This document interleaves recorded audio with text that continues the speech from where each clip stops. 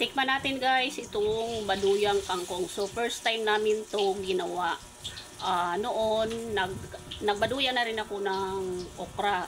So ito dahil nga kahapon bumili si Papa Chupels ng dalawang tali ng kangkong. At yung tali na yun sobrang dami. Yung isa ginisa ko kahapon. Ngayon, ngayong araw na to sabi ko, sayang naman tong kangkong kung hindi namin lulutuin. For sure, kung hindi namin lutuin, masisira. Sabi ko kay Papa Chupels, mag-ano siya sa YouTube ba, magtingin kung anong recipe pwedeng gawin sa kangkong. Ibang recipe bukod sa gisa.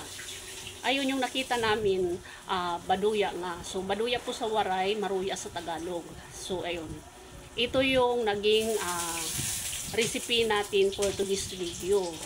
Bagay na bagay siya guys, lalo na sa mga bata na hindi kumakain ng gulay.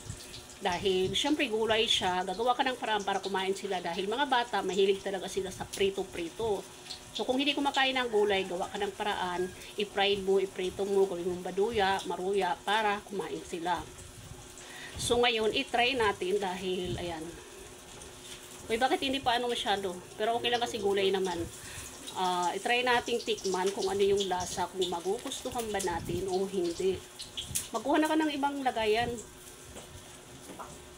Sunod na ni, magugustuhan ba natin o hindi. Dahil first time natin itong ginawa. At syempre, kung paano balutuin, i-share ko rin sa inyo.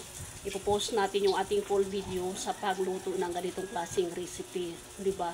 Nakapag-imbento tayo. Hindi lang actually ang gulay, hindi lang panggisa. Pwede rin siyang gawing baduya. Maraming mga gulay na pwede natin gawing ganito. Pwede rin malunggay. Yung malunggay lalo masarap yun. Kung mayroon kayong mga dahon, kahit nga itlog lang ang ilagay ninyo, pwede na yun. Timplahan nyo. Marami na siya. So, ang gagawin natin for today's video, tikman natin.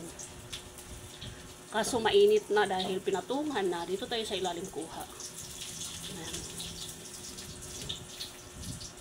Tikman natin to. Bagay na bagay talaga to sa mga bata ang hindi kumakain ng gulay. Pahirapan kumain. Kasi mahilig sila sa mga fried chicken, ganyan. So, nuggets. So, di ba yun yung gusto nila? So, mas maganda gagawa kayo ng paraan na ganito. Gagawa kayo ng recipe na ganito para sa mga bata.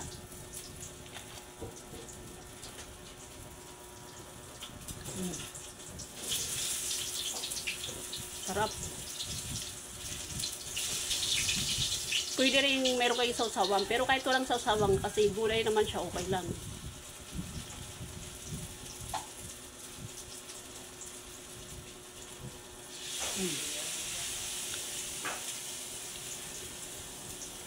Sureball ako, magugustuhan siya ng mga bata.